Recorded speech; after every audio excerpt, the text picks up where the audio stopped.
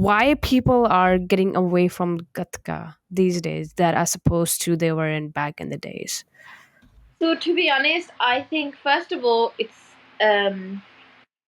like in England, it's very different to Canada. Obviously, probably because there's more people in Canada for sure. And it was lovely to see so many women do Gatka here. In England, not so much. I think I am the ones who have done it the longest there. Probably I've been doing it for like my maths ain't good, but if I started at 5 and I'm 28 and I still enjoy doing it, then that's a long time. Yeah.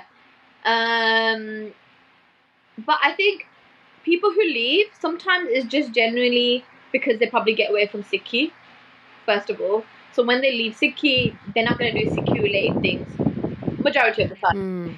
Not everyone. There's people who will leave Sikhi, but then they still have, they still have. So they won't have the outside, but they have that kind of the inside of, still going to the Gurdwara, still enjoying listening to Kirtan or going to Kirtan Smagams. But then there might be the other half that once they leave Sikhi, they just don't want to do any of it, and they go into the wrong crowd, or they start doing drugs, start drinking, and then they don't. Obviously, they're not going. They feel like they're not going to fit into Gatka. But Gatka is for everybody. Like we used to have Gode learning from us in England at one point, and that's okay because it is a martial art. And that brings me on to the other point of when people say play Gatka. Like for me personally, I always say we don't play Gatka, we do Gatka.